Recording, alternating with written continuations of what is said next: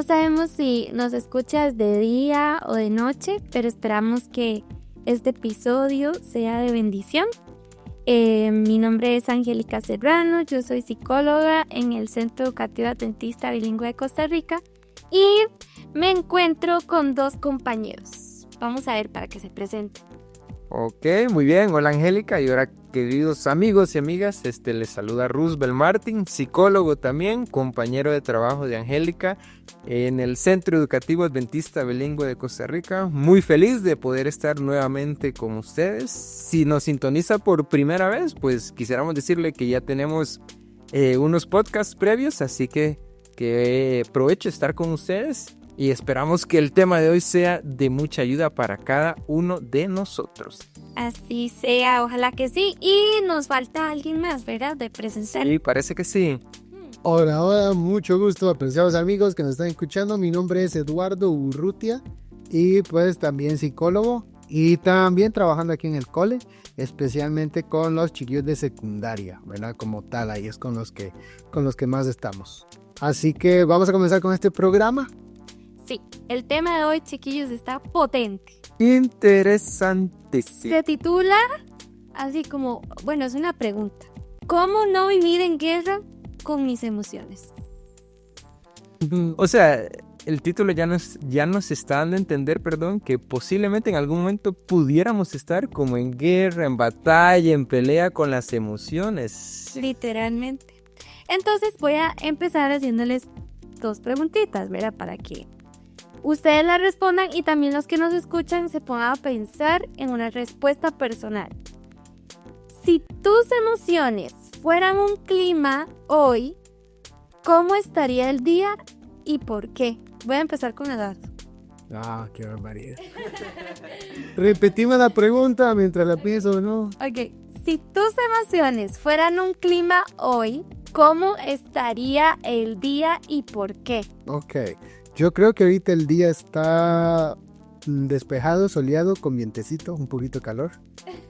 Pero está bien, está disfrutable, ¿verdad? Okay. ¿Por qué? Siento yo que de ahí, que ha ido quizás como en esa misma sintonía. Entonces hay trabajo que hacer, hay chiquillos que atender, pero está bien, está folladito, pero no está asfixiante el asunto, va bien. Bueno, ok, bueno, Okay. Excelente. ¿Guste? Muy buena pregunta. Pudiera ser que sí, esté soleado, que haga un poco de calor, honestamente, muchas ocupaciones, en el trajín del día al día, pero en realidad no es un clima incómodo, es un clima hasta cierto punto agradable que se puede disfrutar, pero sí puede ser que haya cierto cansancio, pero un clima bonito, agradable. ¿Y usted, Angélica, cómo podría escribirse? Bueno, yo voy a tratar de darme a entender.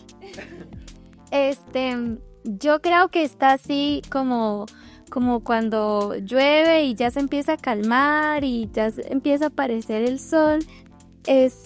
Siento que así está mi clima hoy y lo digo porque, bueno, la semana pasada tuve una semanita complicada, pero siento que ya paró la lluvia y ya está como saliendo el sol, ¿verdad? Como ya agarrando más calorcito y aparte de eso ya se vienen las vacaciones.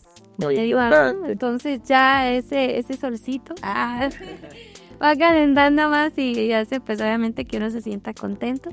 Entonces, pues, es interesante cómo un clima podría darnos una idea, ¿verdad? De cómo están nuestras emociones y siempre hay un porqué detrás, ¿verdad? Tal vez algunos de los que nos escuchan dirían, no, hombre, yo siento que el clima hoy es una tormenta eléctrica, ¿verdad? Ahí súper potente. Otros que digan, no, está nublado, pero ahí está.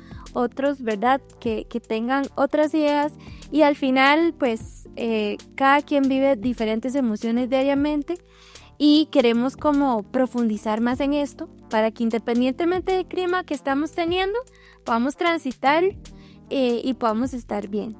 La segunda pregunta es, ¿qué emociones crees que la gente tiende a confundir más y por qué? ¿Qué emociones se tienden a confundir más? Bueno, vamos a ver. La experiencia como un psicólogo, ustedes me dicen qué tal ha sido su experiencia. Por ejemplo, en ocasiones se tiende a confundir una tristeza con un enojo. Puede ser, digamos, por ejemplo, los hombres. Para un hombre es como más fácil enojarse que sentirse triste, que llorar. Pudiera ser, digamos, una tristeza. A veces se confunde, digamos, con una ira, con un enojo.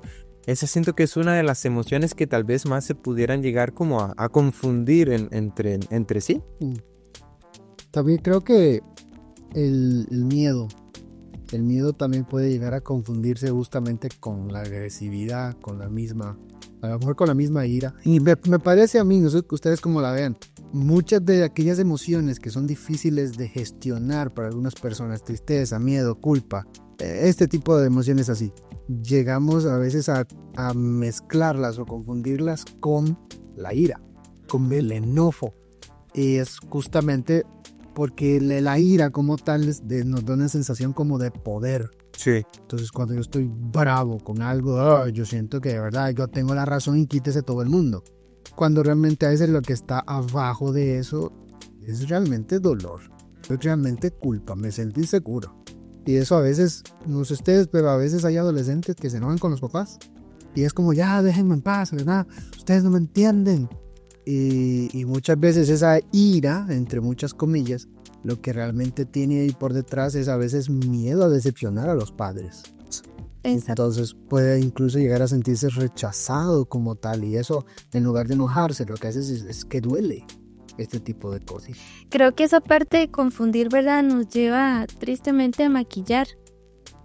Y por eso también, ¿verdad?, existen tantas enfermedades actualmente, ¿verdad?, a nivel mental, tantas situaciones difíciles, porque el maquillar no nos hace bien.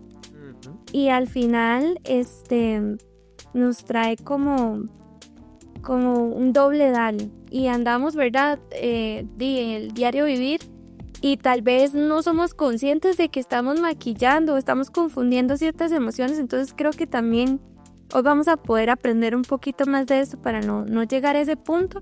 Y si lo estamos haciendo, entonces redireccionarnos, ¿verdad?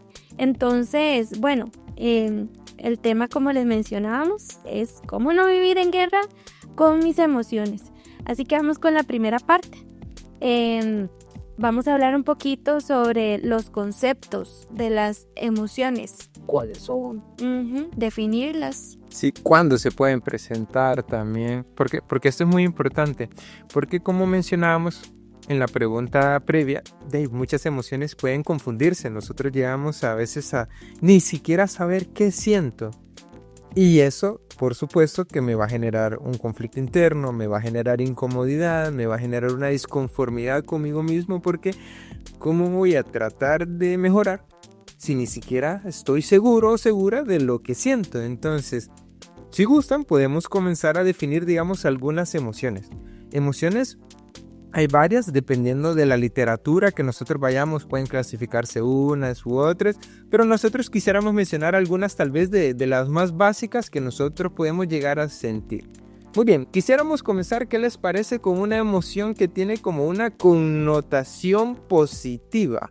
Pudiéramos comenzar, por ejemplo, con la alegría. Usted piense que nos está escuchando. ¿Qué me causa alegría? Este día, ¿qué me causó alegría? Muy bien, pero antes de ver qué nos causa, quisiéramos definirla. Muy bien. Antes, las emociones son naturales. Todas las emociones tienen un propósito. Dios creó las emociones con un objetivo. Teniendo esto en mente, ahora sí podemos llegar a definirlas ahora. La alegría nosotros podemos definirla como una emoción, una reacción que sucede en nuestra mente, en nuestro cuerpo, que surge cuando pasan cosas positivas, cuando pasan cosas que nos hacen sentir bien, es cuando surge esta emoción. La alegría, ¿con qué está relacionada? Está relacionada con el placer, con la satisfacción, con alcanzar un logro, y usted inclusive puede percibir la alegría como algo positivo. Digamos que esta pudiera ser una definición de la alegría. Ahora, ¿cuál pueden ser, digamos, algunas de las funciones que tiene la alegría? Es muy interesante porque la alegría nos puede activar a repetir aquello que nos que nos sienta bien, o sea, que nos hace sentir bien, ¿verdad? Entonces, es una de las funciones que podríamos mencionar de la alegría, porque qué triste sería si no repitiéramos eso que nos hace sentir felices. O sea, entonces realmente la alegría es como esa alarma, ¿verdad? Que se dispara, esa señal que nos dice esto me gusta o esto me hace feliz o esto, ¿verdad? Nos pone contentos y entonces nuestro cerebro entiende que deberíamos de repetir. Claro, claro. ¿Verdad? ¿Qué otra emoción tenemos? Tenemos también lo que es la tristeza. ¿A ustedes les gusta sentirse tristes? Después de la tormenta de la tristeza, sí. Yo personalmente, cuando llega el momento en donde a veces viene el llanto y esto, no es muy placentero, pero después de pegarme la llorada, qué rico que es. O sea, ahí es donde digo yo, bueno, gracias por la tristeza, la verdad. Hoy me acompañó y todo, porque el beneficio luego de eso, ya esa parte sí me gusta. Que curiosamente pues yo siento un poquito como de placentero el hecho de haber llorado. Y tal vez antes de que Ruth defina la tristeza, una de las funciones justamente de la tristeza es sentir el dolor. Pero no solo es sentirlo, sino que reflexionamos, nos detenemos y procesamos. No sé si se han puesto a pensar, pero digamos, a veces si no aparece la tristeza, no hacemos un stop en el mundo ajetreado en el que vivimos y no le prestamos atención a lo que nuestro cuerpo nos está diciendo que nos está dañando. Entonces, bueno, así, definamos. Sí, de hecho, la definición de la tristeza es como muy básico. Es una emoción que tiene una connotación negativa, porque en el momento de la tristeza, como que a veces cuesta sentirse triste, porque no es como muy placentero, pero como ya mencionó Angélica, en realidad tiene muchas funciones, en realidad que nos ayudan. ¿Y cuándo surge la tristeza? Pues puede ser, digamos, cuando las cosas no salen como nosotros esperábamos. La tristeza puede venir en cualquier momento, es una de las emociones más básicas porque desde un bebé, un niño, hasta una persona adulta, joven, todos podemos sentir la tristeza. Entonces es una emoción que surge cuando perdemos algo importante o cuando algo no resultó como nosotros esperábamos. ¿Es agradable? No. ¿Es necesaria? Sí, claro que sí. Ahora, en ocasiones sirve, por ejemplo, llorar, como mencionaba Eduardo, como mencionaba Angélica, hablar con alguien, hacer una pausa. Todo esto puede ser algo que nos puede ayudar, digamos, por ejemplo, en la tristeza. Ahora, ¿en qué otros momentos normalmente las personas llegan a sentirse tristes? Sí, de hecho, hay varios momentos. Normalmente se van a dar después de una pérdida. Okay. Cuando, vamos a ponerlo así, cuando yo me he sentido decepcionado, también se puede dar. Cuando me siento solo, aunque tenga muchos amigos. Y de hecho, la Organización Mundial de la Salud, si mal no recuerdo, mencionaba que una de las epidemias de la actualidad es justamente esta soledad, sí, como tal. Y de hecho hay muchos efectos de esto y a lo mejor en algún podcast lo podríamos tratar.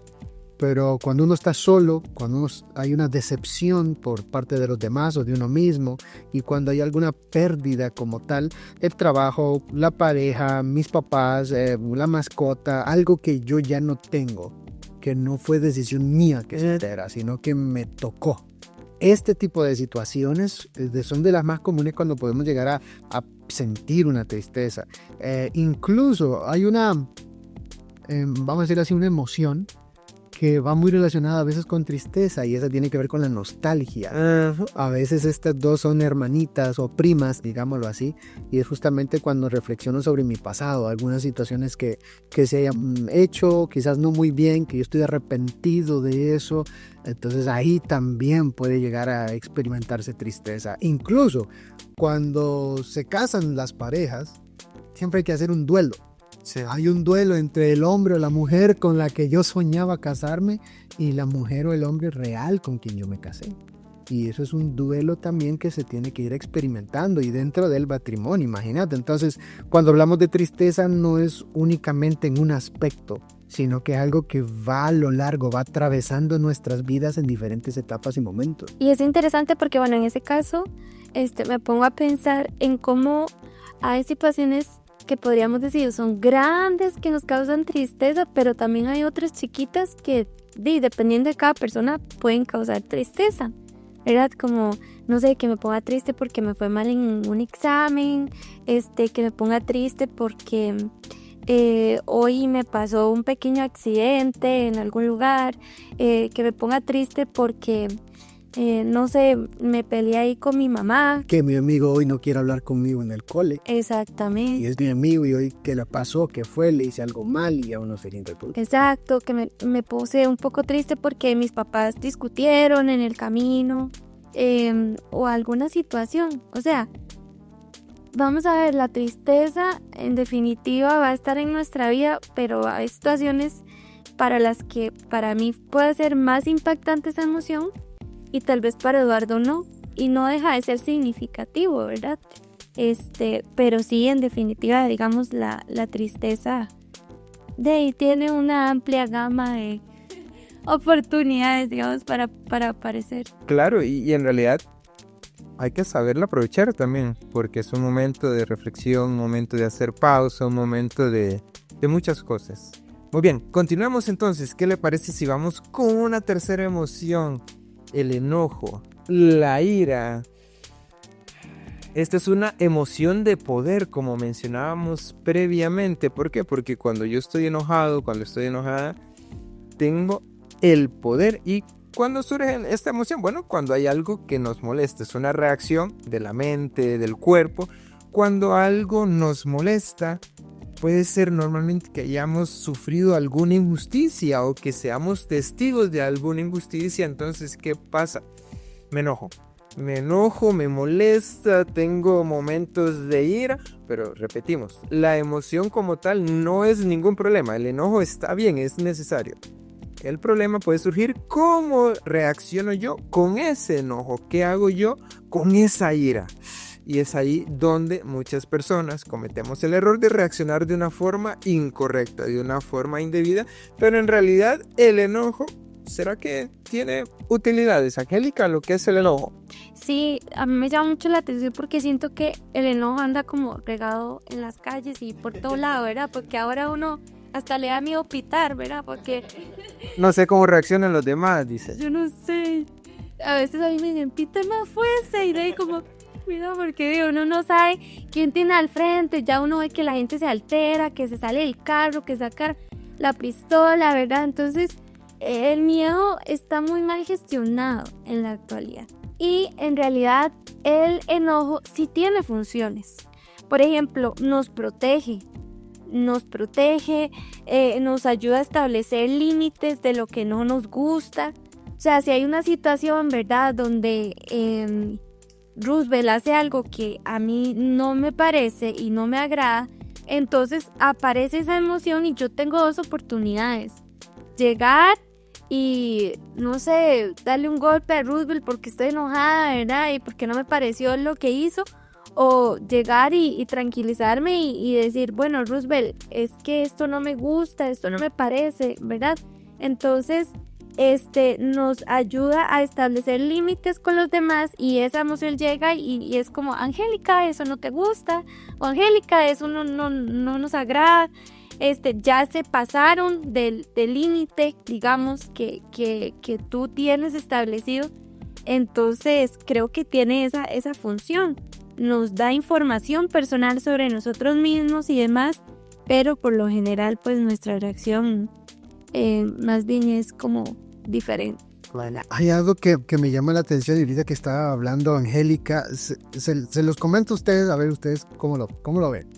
Me parece a mí que por ahora que dijiste de andar manejando y pitar, etcétera, me parece que está la ira o el enojo como una señal justamente de defensa como tal, pero también me parece que cuando uno lo ve mucho en la calle, más bien la ira es un síntoma de algo más, porque muchas personas pueden andar a lo mejor muy estresados, pueden andar con miedo que los vayan a despedir en el trabajo, pueden andar a lo mejor lidiando con un divorcio y ya se sienten sobrecargados, entonces están muy frustrados consigo mismos.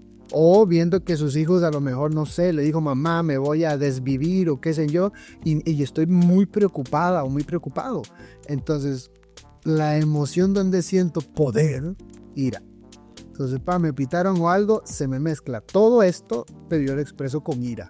Entonces me parece ahí que ya hablamos de una emoción quizás como un síntoma de todo lo que realmente esté ya pasando por debajo, ¿verdad? Que me parece a mí es distinto a lo que sería la ira como una emoción, voy a decir esta palabra, quizás no sea la mejor, como una emoción genuina de ira, ¿verdad? Por ejemplo, ¿en qué contexto se puede llegar a presentar la ira o el enojo?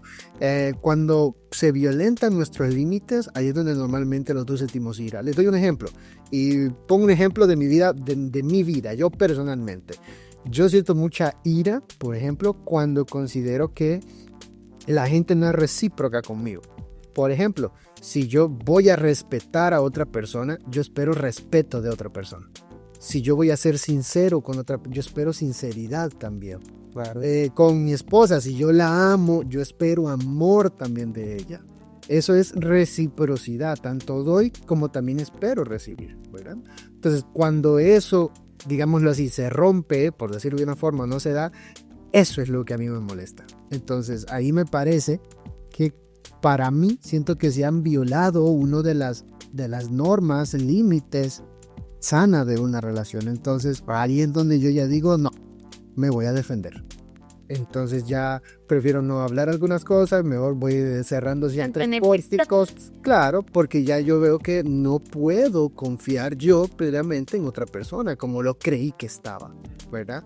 Entonces, cuando hablamos de límites, cuando vivimos alguna injusticia, cuando somos humillados, cuando estamos frustrados ante algunos obstáculos que podíamos vivir, ante esos momentos, esas circunstancias, es muy común llegar a percibir o manifestar el enojo.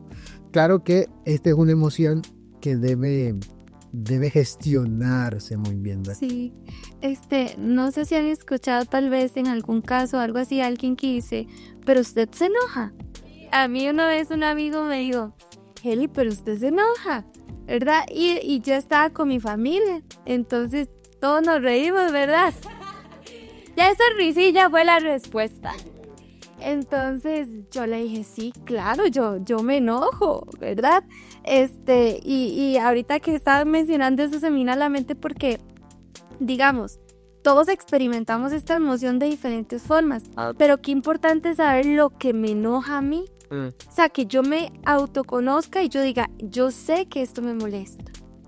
Porque hay muchas personas, ¿verdad?, que increíblemente, o sea, casi no pasan por esta emoción, pero también puede tener que ver con que no conocen o no quieren establecer límites, no se quieren autoproteger porque es como, no, la gente que haga conmigo lo que quiera y tienen acceso y no pongo límites. Y ahí ya también estamos en un terreno peligroso. Y ahí nos estamos acercando con personas que les cuesta, vamos a decir así, no quieren sentir momentos incómodos con los demás. Entonces se sacrifican a sí mismos y el momento incómodo me lo como yo. Entonces ahí también estamos hablando de un problema en la autoestima, claro, innecesariamente, como más, ¿verdad? Pero ya ahí no estamos gestionando. Algunos dicen, ay, yo exploto, ¿verdad? Y como no exploto, entonces gestiono mi enojo. Pero también está la implosión. Entonces yo exploto con los demás, pero yo me trago todo eso y no pongo límites. Eso también es una mala gestión del enojo. Claro.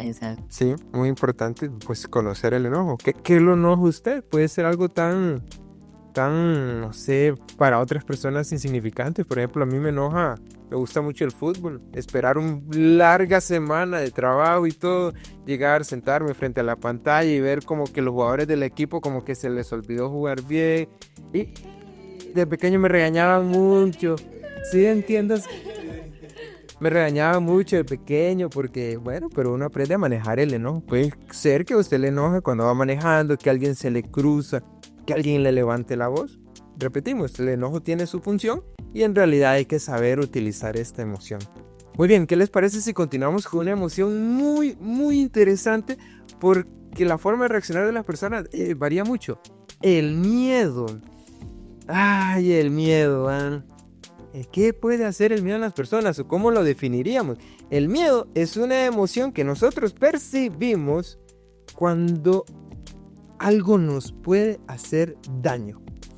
hay algo ahí que me está imposibilitando continuar con mi vida normal y yo siento, uy, corro riesgo o alguien cercano a mí corre riesgo, entonces reacciono. Ahora, ante estas situaciones el cuerpo tiene dos formas de reaccionar la mente. ¿Huimos o nos protegemos?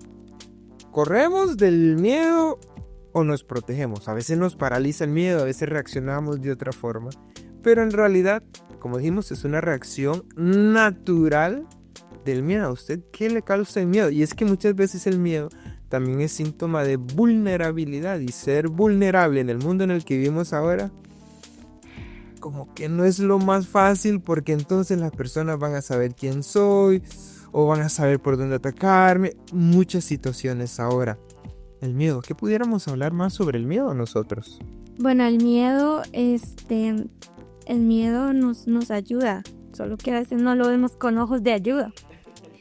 Por ejemplo, vamos a lo mismo, el miedo también nos protege, ¿verdad? Porque nos prepara, en este caso, cuando hay situaciones de alerta, de amenazas, de peligro, nos prepara para huir, para luchar, o bueno, y para quedarnos paralizados, ¿verdad? Entonces, si yo tengo miedo al ver un animal salvaje, entonces, y obviamente el miedo me va a conducir a salga corriendo. También tiene una función de anticipación porque nos permite prever consecuencias negativas y anticipar riesgos. Entonces, por ejemplo, tener miedo de reprobar un examen. Bueno, eso puede motivarme a estudiar. Otra función es una función adaptativa porque el miedo nos ayuda a aprender de experiencias peligrosas para evitar repetirlas. Qué sé yo, Eduardo va ahí manejando y tiene un accidente porque ahí, no sé, él respondió ahí un mensaje, bueno, le va a ayudar a que después pueda tener precaución al conducir. Y creo que también el miedo tiene una función social porque creo que nos ayuda a comunicar, a mostrar a otros que estamos en peligro o que necesitamos ayuda. Entonces, por ejemplo, las personas pueden gritar o alertar, digamos, a otros para que intervengan cuando uno está en peligro. Entonces, al final, el miedo, ¿verdad?, tiene sus funciones positivas, pero a veces solo le vemos como el lado oscuro. Negativo, claro. Y es curioso que algunos padres a veces, cuando castigan a sus hijos, lo hacen más que todo por miedo. Les doy un ejemplo de esto. Una vez hablaba con una chiquilla y me decía que el papá la castiga y cuando sale mal en los exámenes, etcétera, etcétera. Y luego hablando con el papá, realmente me voy dando cuenta que lo que papá está sintiendo es un miedo que su hija a futuro no pueda ser lo suficientemente responsable, que no pueda de verdad ser una mujer, digamos, independiente, que no lo pueda lograr, incluso que hasta se burlen de ella si sale mal en un examen. Entonces, al final de cuentas, era un papá increíblemente ansioso por el futuro de su hija como tal, ¿verdad? Esa es la emoción que ahí estaba, y a veces los hijos no lo entendemos de esa parte. A veces nosotros los hijos lo vemos como que, ay, todo es castigo, todo es regaño, qué barbaridad, pero hay más emociones en nuestros padres a veces que es importante llegar a comprenderlos hasta cierto punto. Ahora, ¿en qué momento podemos sentir justamente miedo? Hay algo importante y pueden ser amenazas reales, vamos a decirlas así, reales porque está ahí, o puede ser algo percibido. Y cuando hablamos de percibido es imaginario, ¿ok? Yo creo, a mí se me hace que, entonces tengo miedo. Y aquí a lo mejor ya estamos metiéndonos en el campo de no solo emociones, sino de sentimientos. Porque el miedo, digamos, es el papá. Y el papá, que es miedo, tiene un hijo y ese hijo se llama ansiedad.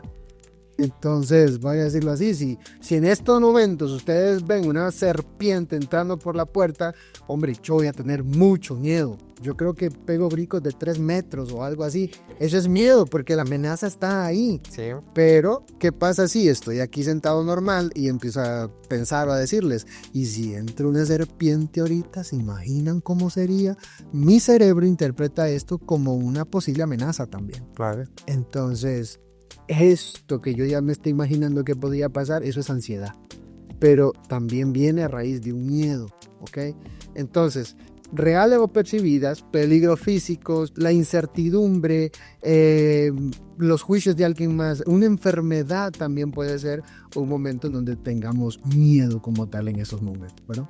Sí, y hay algo muy importante porque a veces muchas personas tenemos la duda, ¿ok? ¿Cuál es la diferencia entre una emoción y un sentimiento? La emoción, por ejemplo, en este ejemplo que mencionaba Eduardo, es ese papá, ¿ok? Eso, la emoción dura segundos, es algo, una reacción del cuerpo instantánea, pero es muy corta, dura segundos, minutos exagerando. Ya cuando se prolonga en la mente, en el cuerpo, ya uno ya puede hablar de sentimientos, y cuando se sigue prolongando aún más un sentimiento, ya se puede hablar de un estado de ánimo, correcto, un estado de ánimo. Entonces, por ejemplo, y aquí es algo muy interesante, ya que comenzamos a conversar de la ansiedad. La ansiedad, algunas personas dicen, sí, es que es una emoción, y hay diferentes, digamos, como comentarios en cuanto a si es una emoción o si va más tirado, digamos, ya como a un sentimiento, un estado de ánimo. Ahora, el problema de la ansiedad no es en sí la ansiedad puede llegar a ser, digamos, hasta cierto punto útil. El problema es cuando ya hay niveles de ansiedad muy grandes, muy fuertes y muy constantes, hasta el punto inclusive en el cual se pudiera llegar a desarrollar un trastorno de ansiedad, que es totalmente ya algo negativo pues para nuestra salud. Ahora, ¿qué pasa con la ansiedad? Es un miedo al futuro. Ahora, el futuro no lo conocemos. Nuestra mente lo que hace es crear escenarios imaginarios que se perciben como que si fueran reales, o como que si ya hubieran pasado, o como que si van a pasar sí o sí. Ahora, hay una psiquiatra muy buena de España, Marian Rojas, si ustedes la han escuchado. Ella menciona que aproximadamente el 90-94% de las películas que nos hacemos en nuestra mente nunca pasan. ¿Qué quiere decir eso? Que de cada 10 cosas, pensamientos que tenemos en nuestra mente, 9 no pasan, y uno a veces ni siquiera es tan grande como uno pues creía.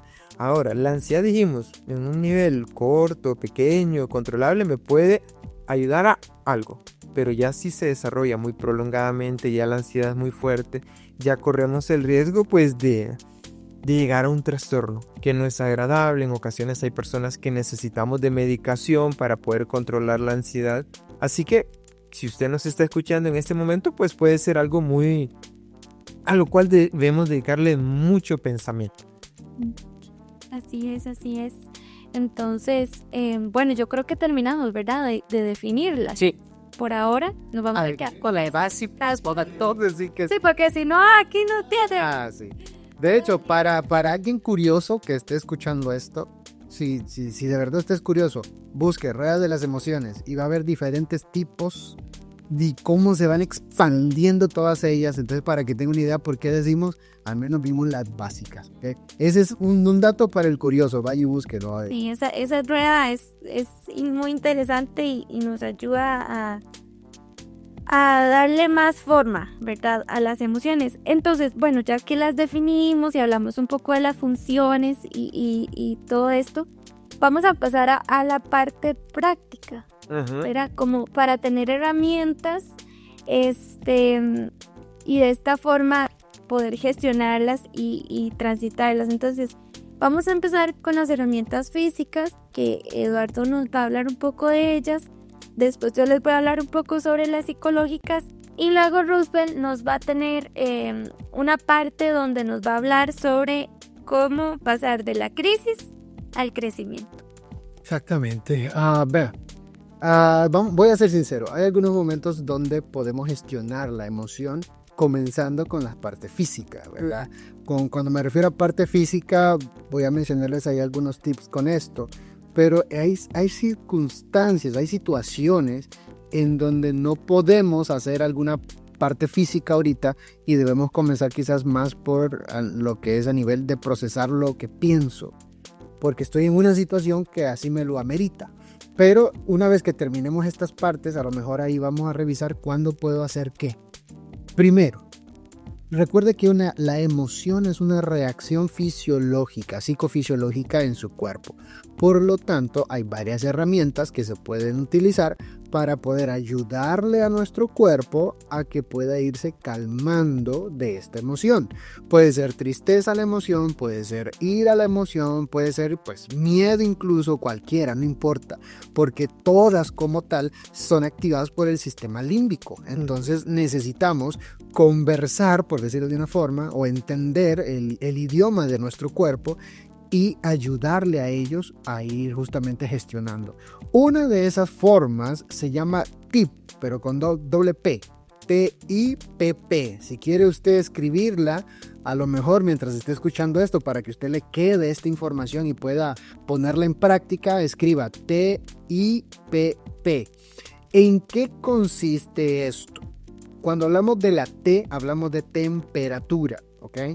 Temperatura, esto puede ser sostener un hielo con la mano un rato, o incluso sumergir la cara en agua fría, darse una ducha, incluso puede ser también ponerse un pañito en el cuello, específicamente en el cuello, la parte de atrás, cuello, sí, digamos como entre medio de los hombros, en el cuello ahí donde se unen, ahí está genial, para poder estimular el sistema como tal el vago. Ahora, el nervio vago, perdón. Entonces, ¿por qué ahí y por qué ese cambio de temperatura? Porque verá que resulta que nuestro cuerpo activa el reflejo de inmersión, así es como se llama, el reflejo de inmersión. Y esto hace que se reduzca la emoción como tal de ansiedad, ese montón de, vamos a decir, palpitaciones en el corazón, ¿verdad? Que la respiración a veces se llega hasta entrecortar también. Todo esto ayuda mucho, entonces reduce lo que es la frecuencia cardíaca.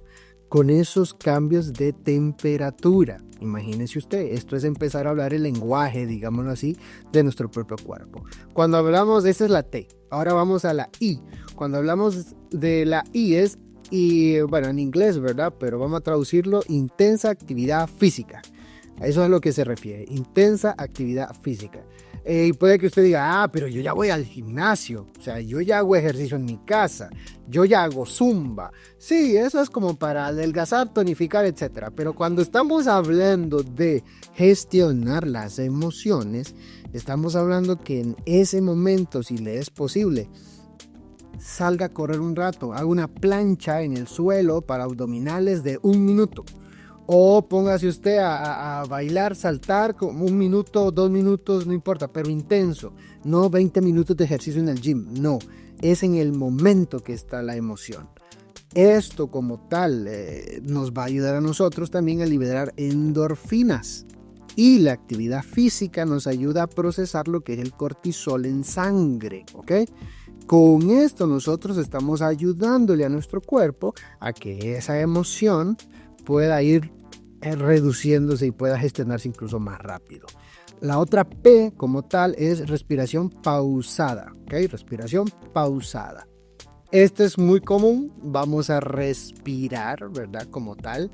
Y la mejor técnica puede ser respirar en 4 segundos, sostener o retener el aire en 7 segundos y luego sacar, vamos a decir, o exhalar en 8 segundos. Entonces el aire debe salir muy lentamente, lo más lento que usted pueda. Y volver a respirar en 4 segundos, sostener el aire 7 segundos y sacar el aire en 8 segundos. Haciendo esto, vamos a decirlo así, relativamente rápido, por decirlo de una forma, pero constante, esto también ayuda a que nuestro sistema nervioso pueda también comprender que no estamos en una situación de lucha, no estamos que necesitemos escapar. Entonces estamos hablando este lenguaje de nuestro cuerpo para explicarle que lo que necesitamos es relajarnos. Y para agregar un poco, no solo una vez se respira y ya el cuerpo se relaja automáticamente. No, este es algo que se debe repetir unas veces, 5, 10 veces, las veces que usted considere que sean adecuados, en donde usted sienta que ya su cuerpo está un poco más relajado, no está tan activo con la emoción, y eso nos puede ayudar, digamos, a manejar mejor la emoción. Definitivamente.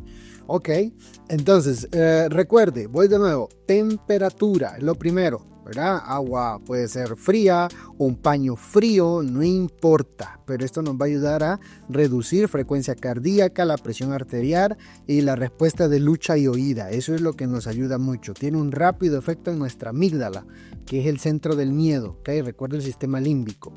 Luego dijimos I, que tiene que ver con ejercicio intenso, ¿ok? Ejercicio intenso nos va a ayudar 1 minuto, 2 minutos, no importa. Usted está bravo y usted está discutiendo con su esposo, su esposa, su adolescente, con su papá, su mamá, no importa el momento. Si tiene el chance, salga de ahí de la discusión, ya eso es una forma también de gestionar, y empiece a hacer ejercicio, salte, baile, cante, no importa, pero ejercicio intenso, 1 o 2 minutos. Eso nos ayuda a quemar cortisol, adrenalina también que se libera en el cuerpo y liberar endorfina que regula el dolor y da una sensación de calma. Así le estamos ayudando. La otra forma que yo les había mencionado como tal tiene que ver con la respiración profunda, que es lo que Roosevelt también acababa de mencionar. ¿Qué es lo que resulta que respirar hace en el cuerpo? Y esto quizás no es nada esotérico, nada, vamos a decirlo así, como mágico. Esto es el cuerpo como el cuerpo es y el cuerpo funciona, ¿ok? Resulta que cuando nosotros estamos como tal alerta, hay una aceleración en nuestro corazón, la respiración se agita, ¿verdad? Nos estamos preparando. Ese es el sistema simpático. Eso es la función que tiene. Y el sistema parasimpático lo que hace es ralentizar el corazón, respiración más profunda y restaura el equilibrio. Justamente el hecho de respirar le ayuda muchísimo al sistema parasimpático a restablecer el equilibrio en nuestro cuerpo. Simple y sencillamente respirando. Imagínese usted lo que puede hacer: disminuir el cortisol, beneficiar al sistema parasimpático. Todo eso lo hacemos cuando respiramos. Pero ojo, no me venga a decir usted que dijeron que hay que respirar y estoy brava, ¿verdad? Entonces, no, ahí usted no está respirando, ¿ok? Es respirar con calma. Y la última de este tip como tal, la última P, tiene que ver con una práctica de relajación muscular. Esto es sentarnos en una posición cómoda, vamos a decir, apretar el puño como que usted va a reventarle algo a alguien, ¿verdad? Pero duro ese puño, ese brazo tenso. Y cuando usted está en 4 segundos respirando, el músculo está lo más tenso posible. Cuando usted está en 7 segundos aguantando el aire, ese músculo no afloja. Y en los siguientes 8 segundos, cuando el aire va saliendo lentamente, ahí es donde el músculo lentamente se va a ir relajando, ¿ok? ¿Qué es lo que hace esto? Ayuda a romper el ciclo entre tensión muscular, ansiedad o enojo. Esto le manda una señal a nuestro cuerpo que no necesitamos entrar en modo ataque, ¿ok? Eso es lo que le manda a nuestro cuerpo. Entonces llegamos a inhibir algunos impulsos agresivos, impulsos nerviosos, y nuestro cerebro pues lo pasa mejor. Está con mejor salud emocional gestionándolas de esta forma, ¿ok? Si alguno está quizás muy ansioso, le menciono ya la última para poder pasar pues con las otras técnicas. Y estamos hablando de una técnica de anclaje. Esta técnica como tal es grounding en inglés, ¿verdad? Pero digámosle anclaje o puesta los pies a la tierra, no sé, como usted quiera. ¿Cuándo le puede servir esto? Cuando usted está en la noche a lo mejor sobrepensando, ¿ok? Quizás vamos a tener que hacer un podcast específicamente de ansiedad para tratar algunas cosas, pero vamos a decir que usted está muy enojado, usted está muy triste, usted está con mucha vergüenza incluso. ¿Y qué es lo que debe hacer? Es 5, 4, 3, 2, 1. Así de poco a poco el cerebro y usted mismo con sus ideas empiezan ya como a centrarse. Por ejemplo, nombre 5 cosas que usted ve. Puede ser que usted esté pensando, ay no, voy a fracasar en ese examen. Ok, sí, ya estás pensando una, pero no te sirve. Entonces, pensemos en 5 que estoy viendo. Estoy viendo a Angélica, estoy viendo a Roosevelt, estoy viendo el celular, estoy viendo la luz que está en este cuarto, estoy viendo el ventilador que está por allá apagado. 5 cosas me van a ir ayudando a concentrarme aquí y ahora, no en mi emoción y lo que pienso de ella. Número 4, toque 4 cosas, 4 objetos, 4 texturas distintas. Por ejemplo, yo puedo tocar ahorita mi pantalón, ¿verdad? Toco la tela de mi pantalón. Ahora yo puedo tocar la pared. Uy, está fresquita la pared, ¿verdad? Y así voy a tocar 4 objetos. Luego concéntrese en 3 cosas que usted pueda oír, pero todo esto verbalícelo, ¿ok? No solo calladito pensando en todo, no, tiene que verbalizarlo. Entonces, 3 cosas que yo oigo. Ahorita yo puedo escuchar la silla de Roosevelt que cambió la posición, ¿verdad? Escucho eso. Escucho unos estudiantes allá al fondo, no sé en qué estaban participando. Y escuché la risa de Angélica. 3 cosas escuché, ¿ok? Voy con 2 cosas que usted pueda oler. A ver. Mi camisita huele a perfume todavía, ¿verdad? Entonces ahí yo siento ese olor. Y aquí hay algunos libros, entonces sí se puede sentir como el olorcito como de libro de oficina. 2 cosas. Y la última, algo que usted pueda saborear. Entonces vaya a la refri, vaya, no sé, a la tienda y pruebe, qué sé yo, un limón, por ejemplo. Pruebe una fresa, pruebe un postrecito rico, no sé. Pero pruebe algo distinto, con el gusto, ¿verdad? Así nosotros logramos que nuestras emociones puedan reducir su intensidad y podamos centrarnos en lo que estamos viviendo ahorita, más allá de una emoción.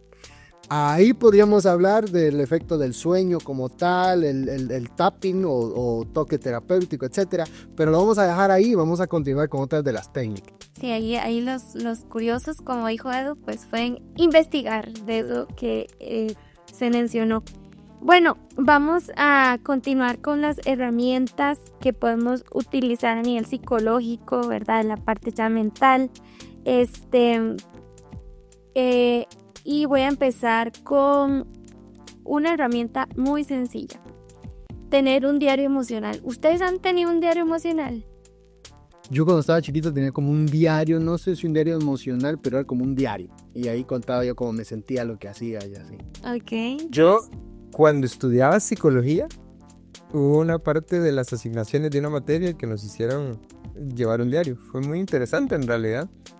No estamos como tan acostumbrados, ¿verdad? Pero es una herramienta que podemos utilizar para identificar patrones emocionales, ¿verdad? Para poder mejorar la autoconciencia y fortalecer la inteligencia emocional. Porque el diario me puede ayudar también a identificar desencadenantes emocionales, o sea, ¿qué me llevó a esa emoción? ¿Qué pasó antes? ¿Cómo la viví? Y poder desarrollar estrategias para regular nuestras emociones de una manera más efectiva, ¿verdad? Y mejorar nuestro estado de ánimo. Entonces, pues usted puede ir ahí al chino, son baratas las agendas, las libretas, no sé, y poder empezar con un diario emocional, ¿verdad? Incluso puede ser un espacio que tengamos con Dios para decir, bueno, Señor, hoy me sentí así, hoy viví esto, me pasó esto, ¿verdad? Y escribir las situaciones que como padres, hijos, esposos, trabajadores, lo que sea, vivimos. Y puede ser, perdón que me meta así, ¿verdad? Puede ser que esté quizás un padre de familia escuchando esto y diga, claro, un diario, va a tener tiempo yo para hacer los días. ¿Okay? Pero quiero decirle a usted que cree que esto no sirve, que el principal, vamos a decir así, el factor inicial para mejorar nuestra inteligencia emocional tiene que ver con entender la emoción, tiene que ver con ponerle nombre a la emoción y tiene que ver con saber qué hago yo cuando siento qué. Cuando usted empieza a hacer esto, usted empieza ahora a ser inteligente emocionalmente y por lo tanto el resultado de esto es que usted puede gestionar su emoción de una mejor manera. Entonces el tema del diario no es para niños chiquitos. Esto debería ser una práctica constante para el matrimonio.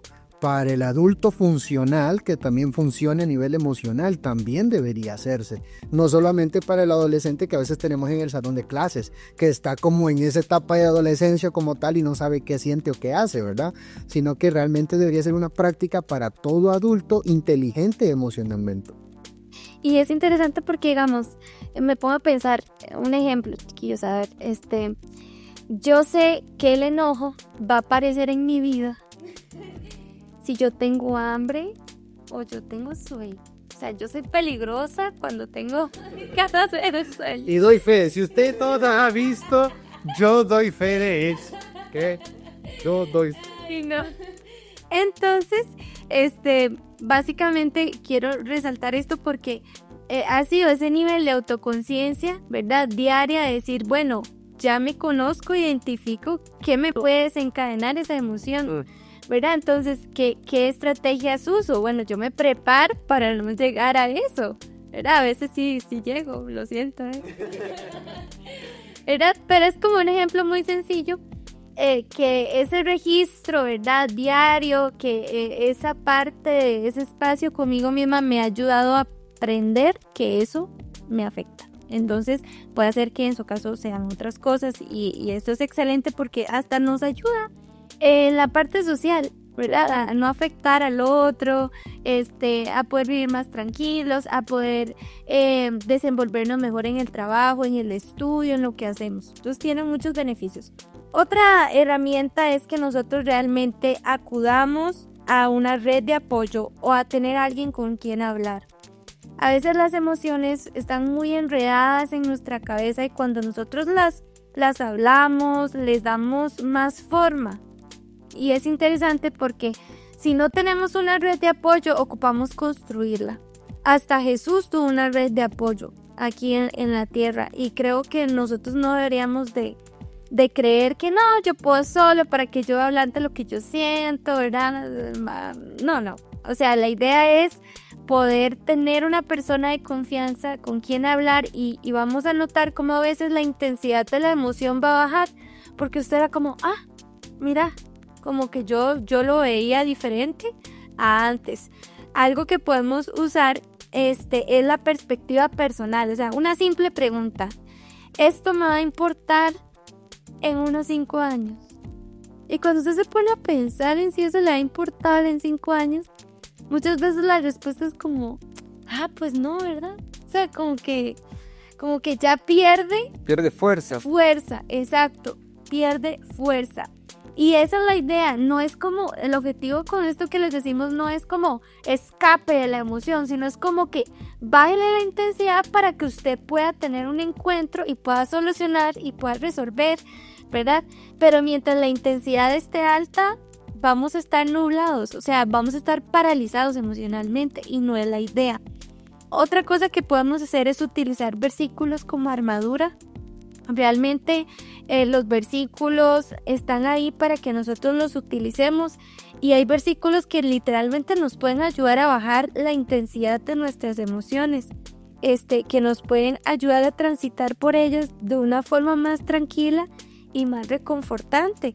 Y no somos los únicos, en la Biblia hay una explosión de emociones, ¿verdad? De que uno ve que no, se enojó por esto, se puso triste, como que deprimido y así. Y están ahí para ser ejemplo y para que nosotros los usemos en los momentos donde tenemos esas necesidades. Y bueno, hay algo que les quiero preguntar. Roosevelt, ¿usted con quién habla más? ¿Con quién es con quien hablo más? Y a Edu también le pregunto. Bueno, con mi madre hablo mucho durante el día. Podría decirse que ella. ¿Edu? Yo creo que más con mi esposa. Ok. Con ella.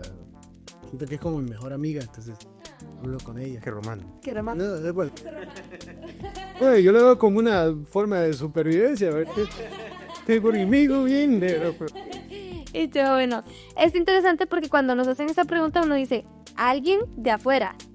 Pero hay algo que se llama el diálogo interno, ¿verdad? Y es que con quien más hablamos nosotros es con nosotros mismos. Y a veces ese diálogo es paz y a veces es guerra, ¿verdad? Entonces, tras de que la emoción está siendo difícil, nosotros a través de nuestro diálogo la podemos, ¿verdad?, intensificar o la podemos apaciguar. Entonces, algo que podemos también hacer es que le pongamos atención e intención a ese diálogo interno para que también esto nos sea de ayuda a nivel emocional. Voy a mencionar las últimas dos para ya ir a la siguiente parte.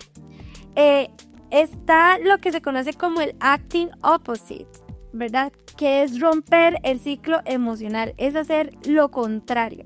Entonces, ¿qué me quiere decir esto? Es actuar de manera contraria a lo que te impulsa tu emoción, siempre y cuando la emoción no sea efectiva o útil, por así decirlo, en la situación. Entonces, vamos a ver cuándo hacer esto y cuándo no, porque luego, ¿verdad? Ahí tenemos comentarios. Yo hice lo que ustedes me dijeron y me fue mal. Bueno, todavía no hay comentarios. Entonces, por ejemplo, resulta ser que yo tengo miedo social. O sea, me invitan a ir a una fiesta de cumpleaños y así, pero quiero evitarla porque me da ansiedad la gente. Entonces, el impulso emocional es cancelar la asistencia e irme a la casa. Quedarme ¿verdad? en casa, claro. Exacto. Pero el actuar opuesto sería ir a la fiesta por un rato y hablar hablar al menos con una persona. Entonces, esto, ¿verdad? Me enseña que evitar refuerza la ansiedad, pero enfrentar ayuda a reducirla con el tiempo. ¿Cuándo no debemos de hacer el acting opposite? Por ejemplo, ¿verdad? Aparece la emoción del miedo y hay un callejón oscuro con personas sospechosas.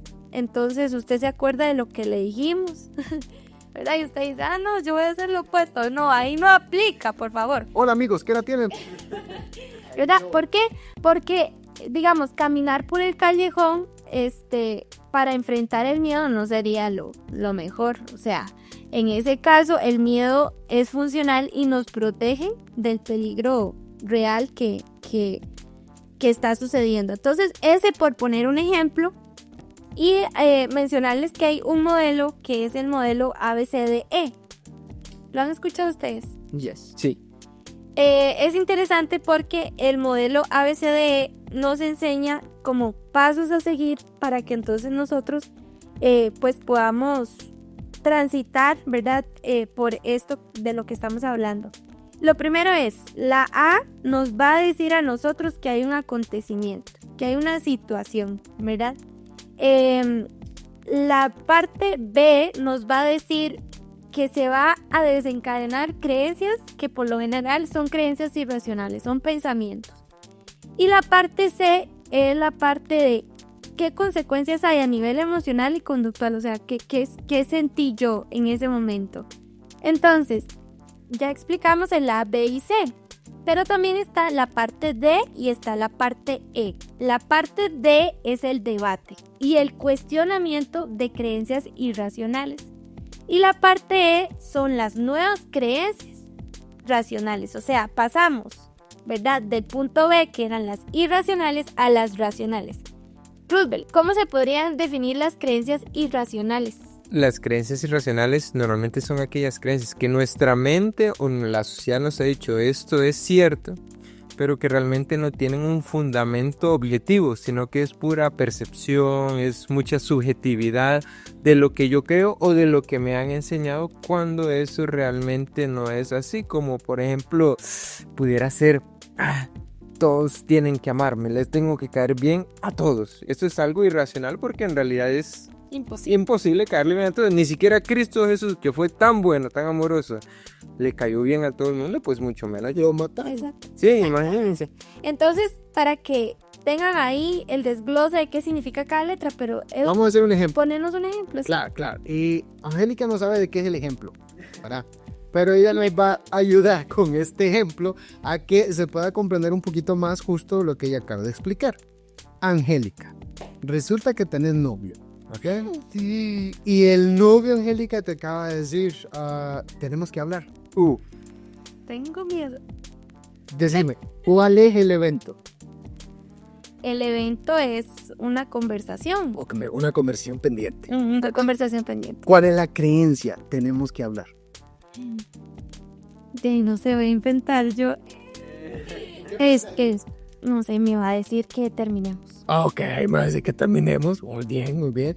Ahora, ¿cuál sería la consecuencia emocional? No del evento, sino del pensamiento que tenés de que tu novio ficticio te ha dicho tenemos que hablar. ¿Qué emoción te genera? De ahí tal vez podría ser miedo. Ok, miedo. Algunas novias, que he tenido la oportunidad de conversar algunas, empiezan a llamar. Y a llamar y a llamar y a llamar. No, si me dijiste que tenemos que hablar es ya, ¿verdad? Pero la ansiedad en ese momento.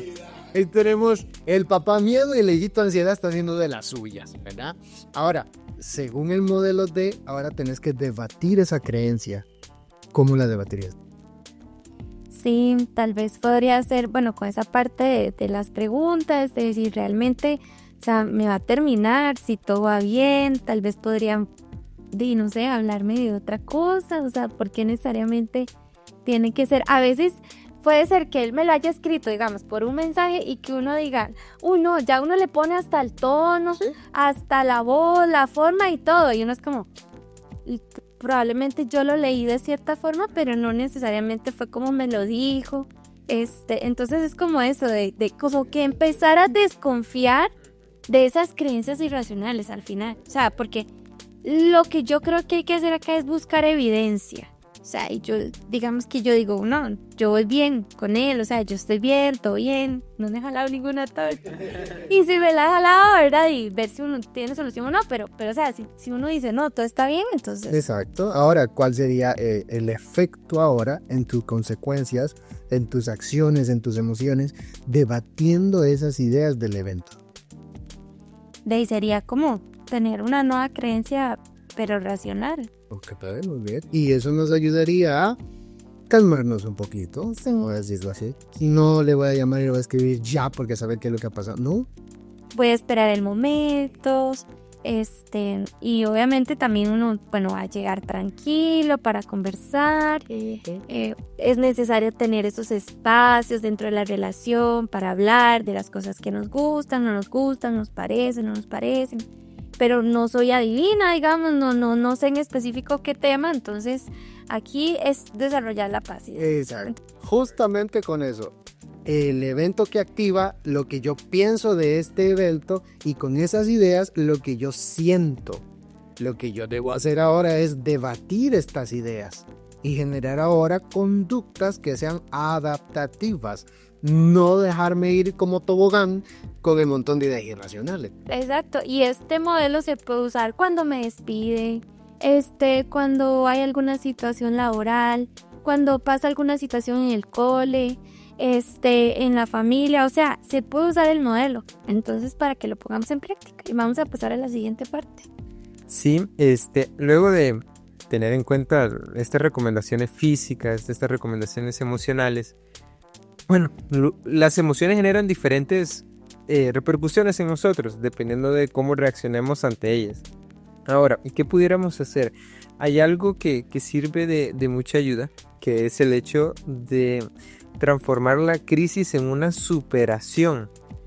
Hay un dolor, hay una tristeza profunda, hay un enojo ahí que está muy fuerte. Pero todo eso nosotros sabemos que en realidad pudiéramos transformarlos en una especie de combustible que me ayuda a crecer, a desarrollarme mejor. Hay una palabra que ha estado de moda últimamente que tiene que ver con lo que es la resiliencia. Yo no sé si usted ha escuchado esta palabra, la resiliencia, que tiene que ver con esa capacidad de anteponerme ante las dificultades, de seguir luchando. Y ahora, algo que me ayuda en esto es practicar la gratitud. Ahora, sabemos que no es fácil, por ejemplo, en un momento de tristeza, perdí un trabajo, una situación de salud, perdí mi pareja. Sabemos que no es fácil, pero pudiéramos hacernos esta pregunta. Esta crisis me enseñó a... y usted complétela. ¿Qué está fomentando esta situación adversa en mí? Paciencia. Que yo aprenda a conocer mejor a las personas, que yo aprenda a poner límites. Eso es algo tan importante. Me enseñó a ser más fuerte emocionalmente. Y usted pudiera hacer, por ejemplo, una lista de 3 habilidades que desarrolló con esa dificultad. Ok, yo comprendí esto, yo aprendí esto, yo comencé a desarrollar esta habilidad.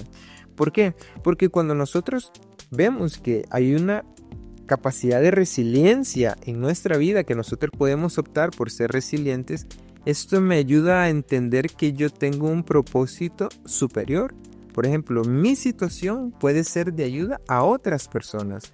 Lo que yo estoy pasando puede ser que no sea el único o la única que estoy atravesando por eso, sino que con lo que yo resolví, con lo que yo solventé, eso puede ayudarle a otras personas. Por eso es importante que cuando nosotros logremos vencer nuestras emociones, es positivo en ocasiones compartir nuestras experiencias, porque esto es de ayuda a otras personas.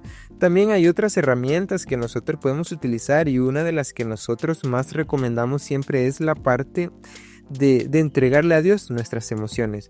Él siempre está dispuesto a escucharnos. Él creó las emociones, Él nos dio las emociones con un propósito, y cuando tengo dificultades en manejarlas, en controlarlas, y que estoy en constante guerra con ellas, cuando yo le entrego al Señor lo que siento, Él estará dispuesto a reaccionar. Ahora, entregarle al Señor es una parte, pero a mí me corresponde actuar, seguir obrando. Todas estas recomendaciones que les dimos, pues ustedes pueden ponerlas en práctica, pero recuerde, lo que usted pasó, lo que usted está pasando, no necesariamente tiene que ser el final de la historia.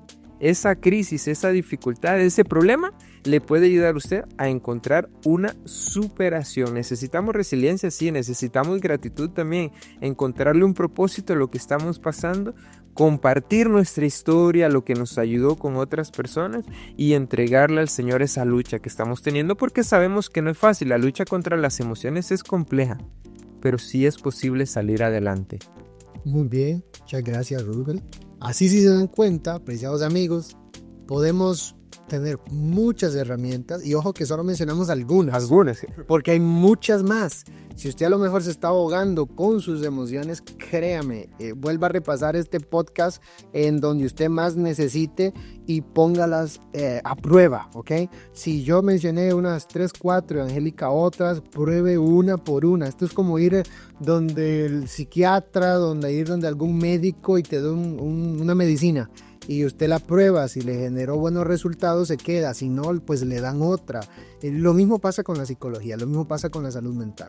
Ahora, Angélica, vea, cuando nosotros hablamos de las emociones, ¿será que hay algunas diferencias entre hombres y mujeres con estas emociones? Por ejemplo, ¿será que los hombres tienden a percibir más algunas emociones que las mujeres a lo mejor van por otro lado?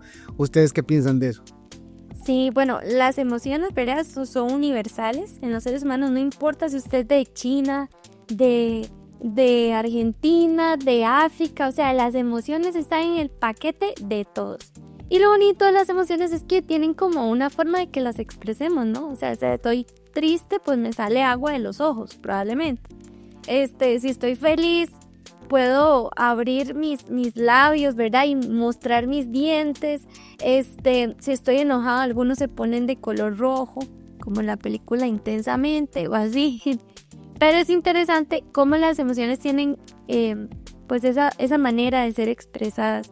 No es como que estoy feliz y me salta la nariz, o estoy triste y no sé, se me cae un poco la oreja. O sea, las emociones fueron creadas con propósitos, ¿verdad? Y todo Dios lo hizo perfecto. Pero hay factores, digamos, biológicos, psicológicos y socioculturales que hacen que se muestre, digamos, su expresión y frecuencia como una variante entre hombres y mujeres. Entonces, las que son más comúnmente reportadas, según estudios en psicología emocional, es, por ejemplo, en las mujeres, la tristeza, ¿verdad? Somos más propensas a experimentar y expresar tristeza y melancolía.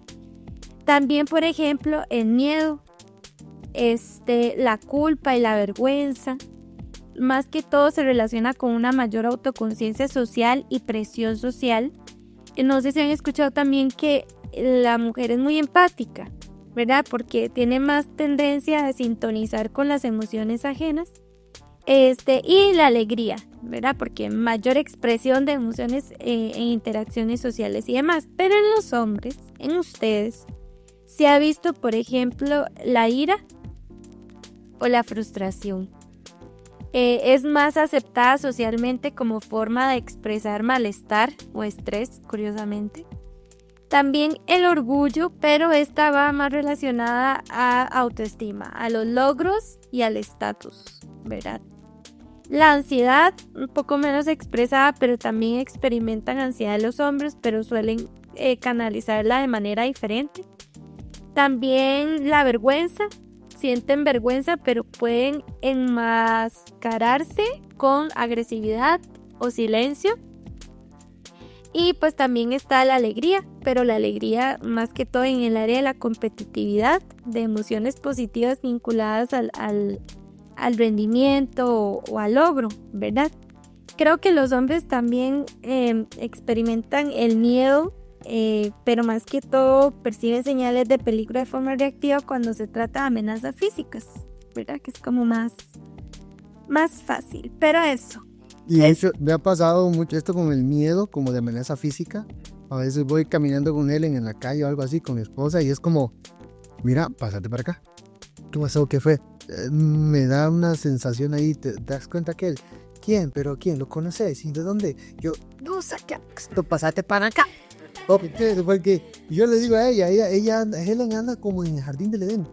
Entonces ella sale, la otra sale, completamente. Entonces eso es algo que he notado, digámoslo así, mucho, esas diferencias, ¿verdad? En cuanto, eso me llamó la atención cuando dijiste lo del miedo, pero de percibir alguna amenaza como tal, ¿verdad?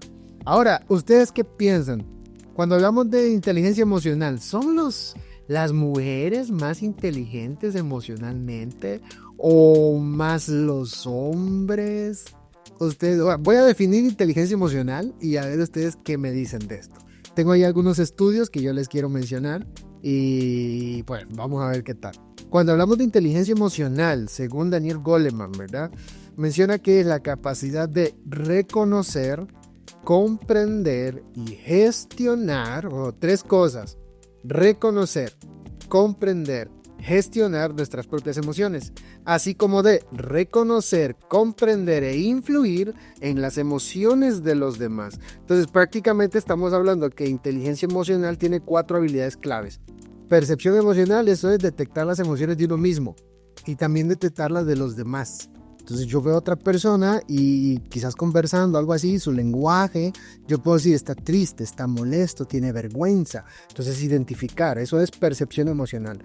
La facilitación emocional del pensamiento, aquí se refiere a razonar o resolverlos como tal, ¿verdad?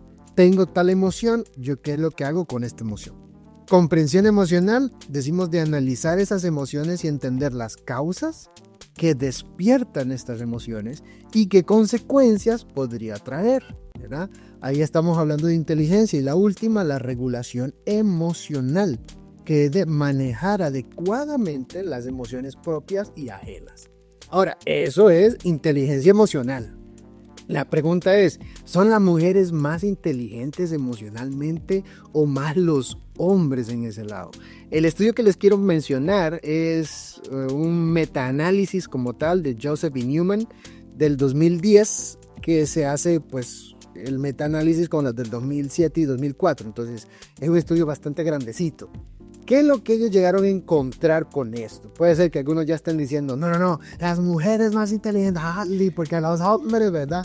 Pero vea, resultó que cuando hablamos de percepción emocional, ¿ok? Identificar quizás más sensibles a tonos de voz, expresiones faciales, más sensibles para percibir eso, resultó que las mujeres son las que tienen, vamos a decirlo así, mejor inteligencia en esa área emocional. Entonces perciben más, no sé, este tipo de situaciones, sí. Con los hombres resultó que no mucho, ¿ya? Por eso puede ser que algunos hombres ni las indirectas captan muy bien, ¿verdad? Pero bueno, eso es lo que iba mostrando el análisis. Pero no se quedó ahí, el análisis decía sobre la empatía y las relaciones interpersonales.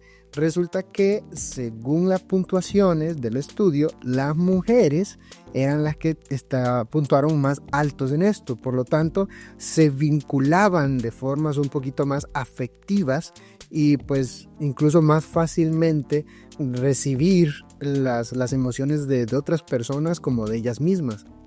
Entonces generaban cierto vínculo social a través de una emoción.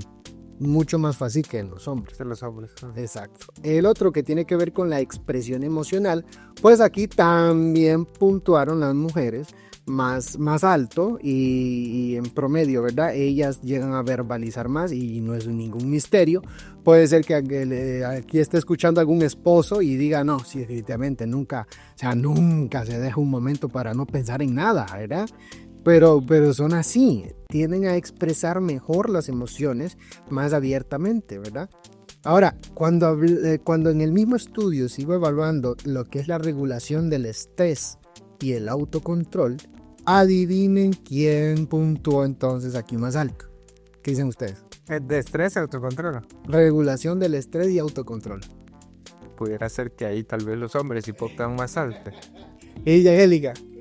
Angélica me quedó viendo ahí y se recuadra. Es que no están viendo. Yo no sé si Angélica tiene hambre, quizás.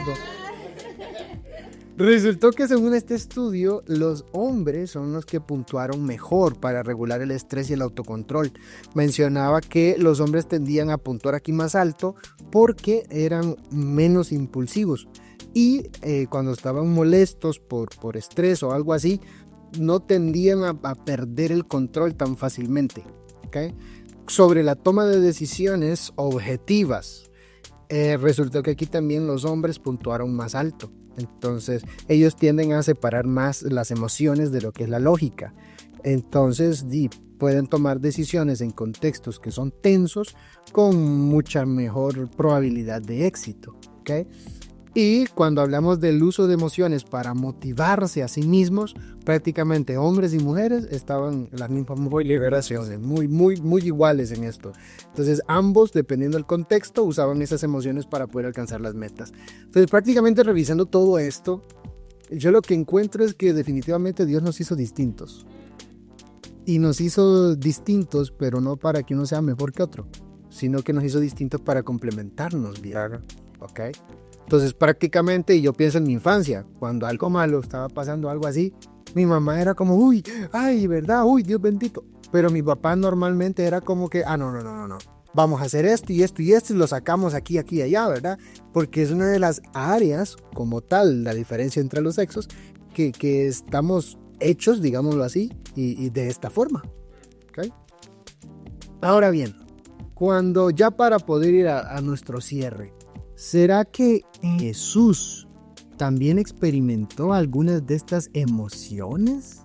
¿Será que él las vivió de alguna forma o no? ¿Ustedes qué dicen, chiquillos? ¿Cómo habrá sido eso? Así es, de hecho podemos comenzar con una emoción, sorpresa.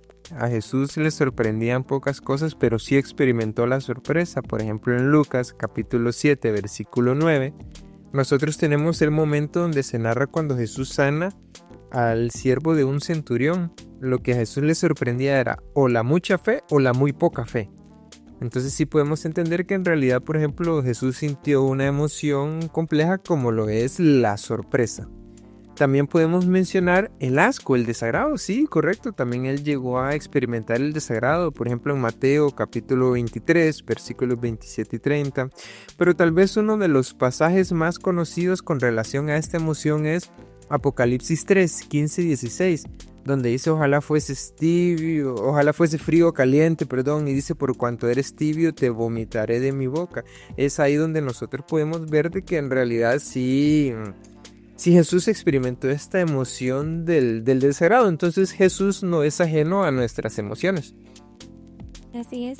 Yo quiero hablar de, por ejemplo, Jesús sintiendo tristeza. Cuando Lázaro, ¿verdad?, murió.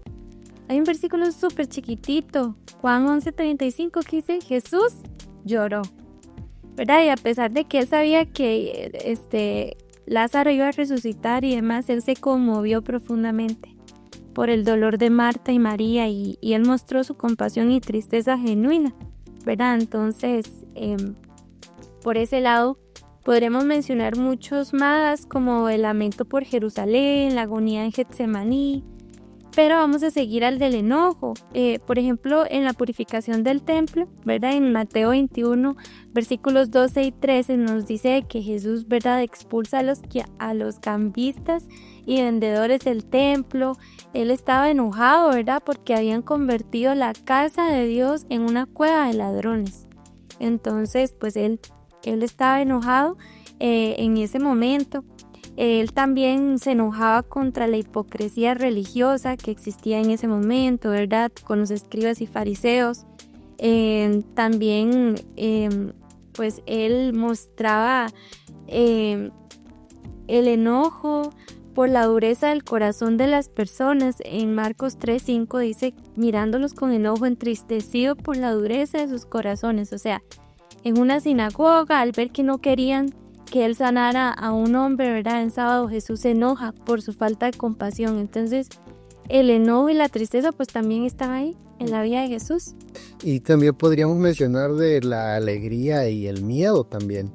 A veces podríamos pensar, ay, ¿cómo que Jesús iba a tener miedo? Sí, eso es, o sea, Dios, ¿cómo puede tener miedo? Y viera que el texto como tal está en Lucas 22:44 y habla justamente de una angustia pero muy intensa. Y dice el texto, estando en la agonía oraba más intensamente y era su sudor como grandes gotas de sangre que caían hasta la tierra. Cuando hablamos nosotros de angustia como tal, es un estado emocional que justamente se intensifica el malestar, el miedo, la preocupación. Eso es generalmente angustia. Entonces sí, tenemos a un Jesús que en un momento, pero muy difícil para él en su vida, claro, está a punto de morir.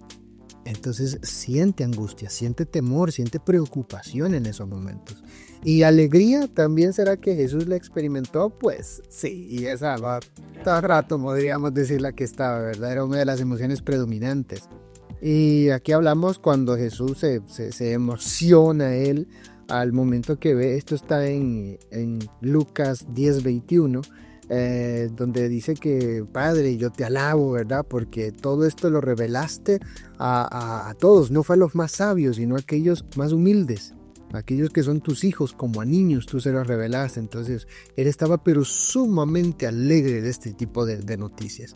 Entonces definitivamente podemos ahora sí ya llegar a nuestro cierre como tal de este podcast, reconociendo que las emociones no son nada raro, nada extraño, una cosa que es mejor ignorarlas o algo por el ejemplo, porque más bien cuando las ignoramos nos enfermamos. Entonces no es necesario ignorarlas, es necesario gestionarlas porque se van a vivir constantemente. Así que chiquillos, no sé si tienen un pensamiento, una frase que ustedes quisieran decir como para cerrar con nuestro podcast.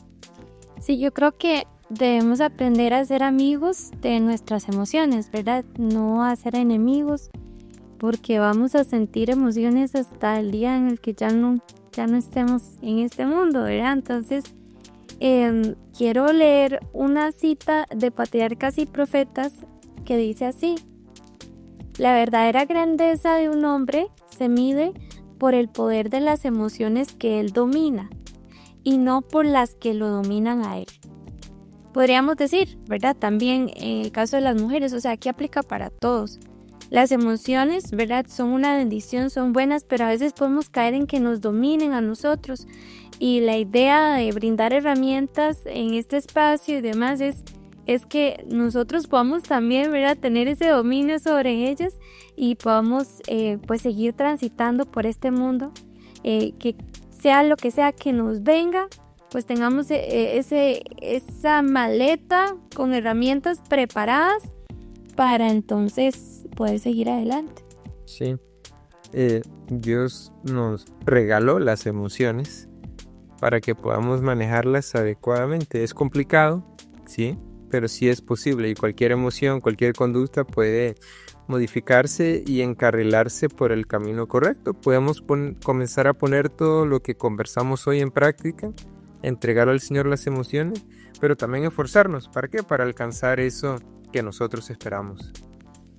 Bueno, hemos llegado ya al final de este podcast. Muchísimas gracias por estar con nosotros ahí escuchando, y quiero hacerles una invitación a que puedan vivir, puedan practicar todas estas recomendaciones que se dieron en el podcast como tal.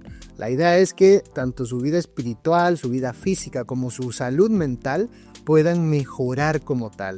Y aquellos que son padres que están a lo mejor aquí escuchando también el podcast, por favor, sea el modelo que sus hijos necesitan cuando se trata de gestionar las emociones. Aprenden de ustedes. Así que ya están muy cerca de ser adultos, todavía tiene tiempo para poder ser un modelo para ellos en esto. Y nos despedimos aquí con nuestro podcast. Muchas gracias por escucharnos. Por favor, deje los comentarios si hay algún tema que le gustaría que toquemos en algún momento, que hablemos de eso. Escríbalo, le prometo que sus comentarios son escuchados, son recibidos y nos pueden servir bastante. Así que muchas gracias, denle por favor like. Y suscríbase, compártalo con otras personas para que ellos también puedan recibir estas herramientas, estos tips para poder mejorar en su salud emocional, ¿ok? Hasta pronto. Un saludo. Adiós.